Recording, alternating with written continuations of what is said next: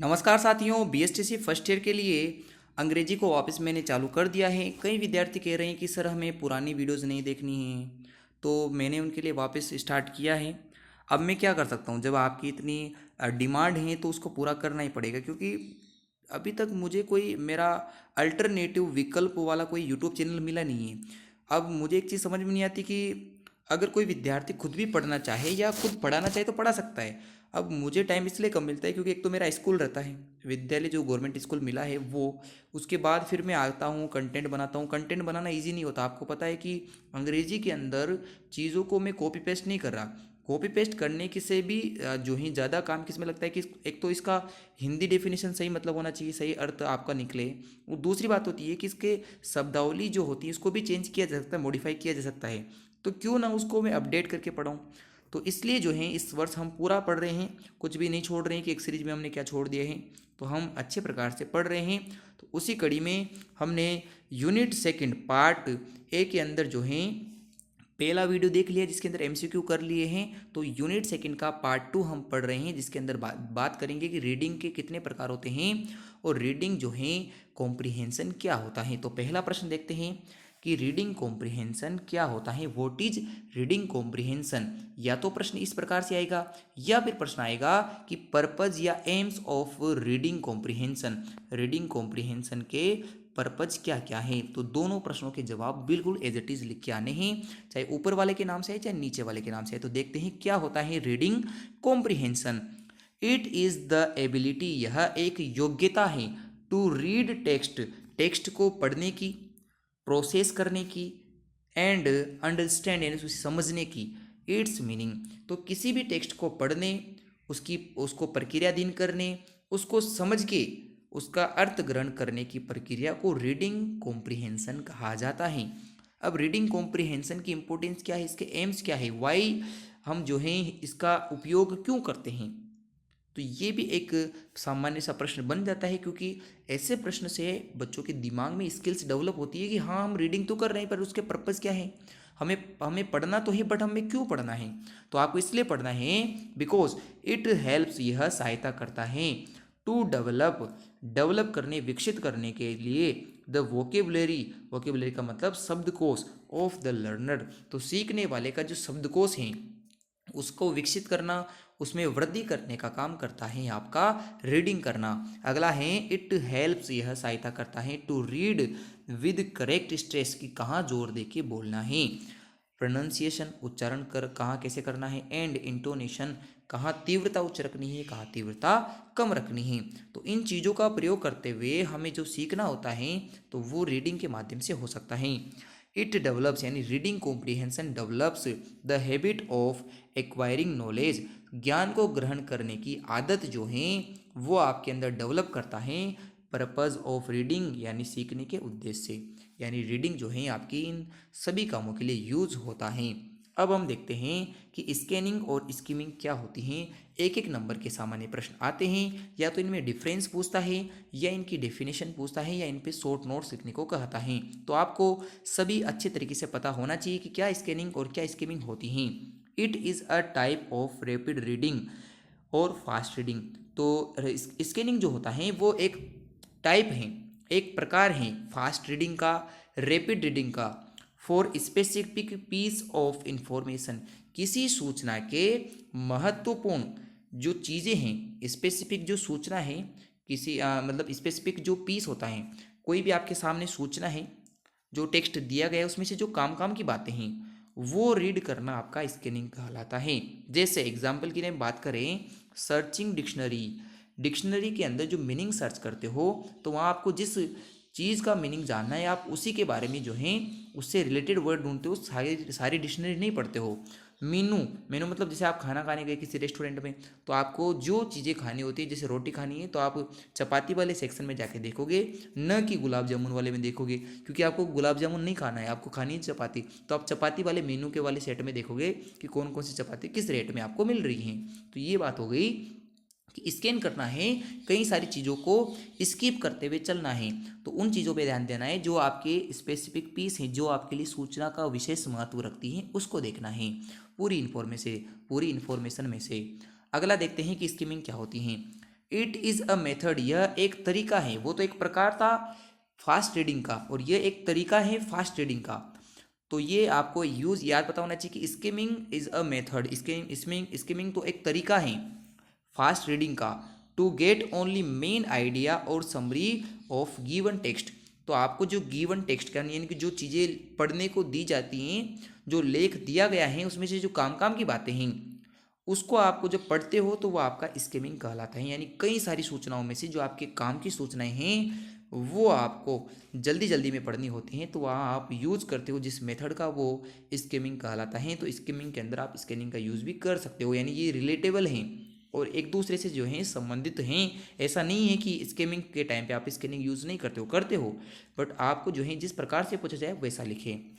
Example अगर हम skimming का देखें तो न्यूज़पेपर रीडिंग, जब हम न्यूज़पेपर पढ़ते हैं तो उसके ऊपर जो है मुख्य सूचना, डिटेल वाली सूचना भी नीचे होती है बारीक अक्षरों में, और जो मुख्य सूचना होती है न्यूज़पेपर में वो थोड़ा सा मोटे अक्षरों में ऊपर दी जाती हैं। तो मोटे अक्षरों को पढ़कर हम उस सूचना के बारे में आइडिया तो लगा लेते हैं कि इसके अंदर क्या होने वाला है, और बाकी अगर हमें कुछ और विशेष चीज़ें देखनी है तो हम पूरा उसको बारीक बारीक जो छोटे अक्षरों में होते हैं उसको भी पढ़ते हैं।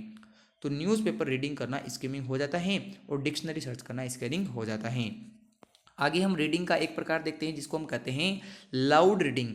तो जो लाउड रीडिंग होती है जिसमें आपको बोलकर पढ़ना होता है, तो ये क्या होती है, इसको कैसे यूज़ करते हैं। वेन वी रीड, जब हम पढ़ते हैं समथिंग कुछ भी अलाउड, आवाज़ के साथ, तीव्रता के साथ, इज कॉल्ड लाउड रीडिंग। यानी बोल बोल कर जो हमारा पढ़ना होता है ना वो कहलाता है आपका लाउड रीडिंग।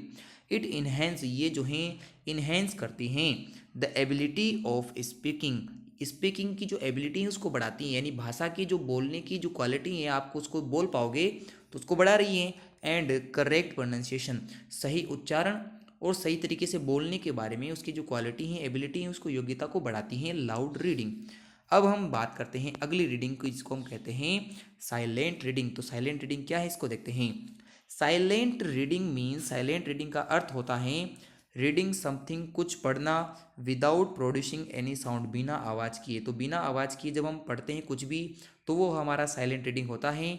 इन साइलेंट रीडिंग, साइलेंट रीडिंग के अंदर लर्नर्स रीड, लर्नर जो है पढ़ता है विदाउट मूविंग हिज लिप्स, अपने होठों को हिलाए बिना जो है बिना आवाज़ किए वो पढ़ता है। तो ये बात हो जाती है साइलेंट रीडिंग की डेफिनेशन के बारे में। अगली आपके सामने है एक्सटेंसिव रीडिंग, यानी व्यापक पठन क्या होता है इसको देखते हैं। अब ये व्यापक पठन किस प्रकार का यूज़ होता है वो भी देखेंगे। इट डेवलप्स, ये जो है डेवलप करता है जनरल रीडिंग, सामान्य रीडिंग स्किल्स को। इट इंक्रीजेज स्टूडेंट्स वोकेबलरी, तो स्टूडेंट का जो शब्दकोश हैं वो एक्सटेंसिव रीडिंग से, व्यापक पठन से बढ़ता है। कैसे बढ़ता है तो देखिएगा। Extensive reading keeps, extensive reading जो है सहायता करती हैं क्या चीज़ रखने में, the whole class busy and active, तो पूरी क्लास को बिजी रखने के लिए जिस पठन का यूज़ किया जाता है, जिस रीडिंग का हम यूज़ करते हैं वो हमारी एक्सटेंसिव रीडिंग है। तो इससे सभी स्टूडेंट्स की जो वोकेबलरी है वो बढ़ जाएगी, क्योंकि बच्चे जब बिजी रहते हैं, जब चीज़ें बोल बोल कर याद करते हैं तो उनको ज़्यादा समझ में आता है, यानी सतही आपके जो व्यापक पठन हो जाता है। जैसे एग्जाम्पल के लिए हम रीडिंग कर रहे हैं होली बुक्स, जब हम पवित्र चीज़ों को पढ़ रहे होते हैं तो हम बोलते हैं, बच्चे भी हमारे पीछे पीछे बोलते हैं, तो हमें देख कर, टीचर्स को देख देख के बच्चे जब बोलना सीखते हैं तो पूरी क्लास बिजी भी हो जाती है और वो बोलना भी सीख जाते हैं। तो ये उनकी वोकेबलरी को बढ़ाने का एक आसान तरीका होता है। अगला हम देखते हैं वो है इंटेंसिव रीडिंग, और इसके बड़े प्रश्न भी पूछता है कि इंटेंसिव रीडिंग क्या होता है, इसके बेनिफिट्स क्या हैं, यानी इसके एडवांटेज और डिसएडवांटेज क्या क्या है वो आपसे पूछेगा। तो इंटेंसिव रीडिंग को हम कहते हैं गहनता से, बहुत डीप डिटेल में जाके पढ़ना। इंटेंसिव रीडिंग्स इन्वॉल्व्स लर्नर्स, जो इंटेंसिव रीडिंग होती है आपका जो गहन पठन होता है वो इन्वॉल्व करते हैं, संलग्न रखते हैं लर्नर, सीखने वाले को रीडिंग के अंदर इन डिटेल, बहुत जान जो है गहनता के साथ, विद स्पेसिफिक लर्निंग, विशेष चीज़ों को सीखने की, एम्स एंड टास्क, तो टास्क और एम्स, उद्देश्य और कार्यों को पूरा करने के लिए, सीखने के जो कार्य होते हैं उनको पूरा करने के लिए, महत्वपूर्ण सूचनाओं को जानकारी करने के लिए रीडिंग, ऐसी रीडिंग जिसके अंदर डिटेल में पढ़ना होता है वो कहलाती है गहन पठन। तो मैंने यहाँ लिख रखा है कि गहन पठन जो होता है उसके अंदर जो शिक्षार्थी होते हैं, जो लर्नर्स होते हैं, उनको विशिष्ट शिक्षण उद्देश्यों और कार्यों के साथ विस्तार में पढ़ना होता है। तो ये बात हो जाती है इंटेंसिव रीडिंग की। अब हम देखते हैं कि इंटेंसिव रीडिंग के क्या क्या एडवांटेज हैं। तो इंटेंसिव रीडिंग का पहला एडवांटेज तो यही, जब हम गहन पठन करते हैं तो हम ज़्यादा सक्रिय रूप से शब्दकोश को डिटेल में जान पाते हैं। तो it increases the active vocabulary, जो डेली बेसिस पे यूज होती हैं वो शब्दावली भी हमें पता लग जाती हैं। और इससे व्याकरण जो है उसको सीखना आसान हो जाता है, क्योंकि आप ऊपर ऊपर पढ़ोगे, सतही पठन ऊपर ऊपर पठन करोगे, जिसे आप सामान्य पठन कर सकते हो, एक्सटेंसिव रीडिंग कह सकते हो, उसमें ज़्यादा आपको चीज़ें सीखने को नहीं मिलेगी। वोकेबलरी तो बढ़ेगी बट उतना नहीं बढ़ पाएगी। तो इट एम्फेसिस लर्निंग ग्रामर, तो ग्रामर को पढ़ने के लिए ये सहायता करती हैं। इट एक्सप्लेन्स, यह व्याख्या करता है, द मीनिंग, अर्थ की, शब्द के जो अर्थ हैं उस तक पहुंचने की व्याख्या आपको अच्छे प्रकार से कर पता है। जैसे आप पर्यायवाची वर्ड, पर्यायवाची सीखते हो तो पर्यायवाची जब आप एक एक करके हर चीज़ को जानते हो तो वहाँ इंटेंसिव रीडिंग हो रही है। जब आपको ऊपर ऊपर से पढ़ना हो तो आप 10-5 पर्यायवाची पढ़ लीजिए, बट आपको सारे पर्यायवाची काफ़ी अच्छे से पढ़ने हैं तो पर्यायवाची पढ़ने से बाद, सिनोनिम्स पढ़ने के बाद आपको हर डिटेल्स पता होती है कि आप किस वर्ड की जगह कौन सा वर्ड भी यूज़ कर सकते हो। और ग्रामर के अंदर ये चीज़ ज़रूरी है कि आपके पास जो है थोड़ी सी विविधता होनी चाहिए चीज़ों को समझने की। इट इम्प्रूव्स, यह इम्प्रूव करता है, बढ़ाता है द पावर ऑफ एक्सप्रेशन, तो एक्सप्रेशन करने की, अभिव्यक्त करने की जो शक्ति है उसको बढ़ाने का कार्य करता है आपका इंटेंसिव रीडिंग, क्योंकि जिसको गहनता से आता है, काफ़ी डिटेल में चीज़ें समझ में आती हैं, वो अच्छा पढ़ा पाता है। और ये कहा भी जाता है कि टीचर को हमेशा रिसर्च करके, गहन अध्ययन करके चीज़ों को पढ़ाना चाहिए। अब ज़्यादा गहनता से पढ़ाने का क्या नुकसान है, क्या लिमिटेशंस हैं, क्या कमियां इसके अंदर आ जाती हैं इंटेंसिव रीडिंग के अंदर, वो आपको बताना होता है।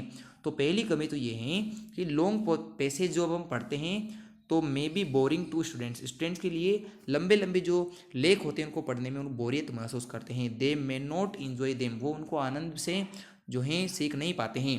The procedure is longest time, जो प्रोसीजर थोड़ा लंबा समय लेता है, एंड नॉट सो इंटरेस्टिंग, वो जो है आपके रुचिपूर्ण नहीं होते हैं। तो ये हम समझ चुके हैं कि आप किस प्रकार से चीज़ों को इंटेंसिव रीडिंग कर पाते हो। तो आपको बताना है कि आपको ये चीज़ अच्छी लगी या नहीं। इसकी PDF आपको टेलीग्राम चैनल पे मिल जाएगी।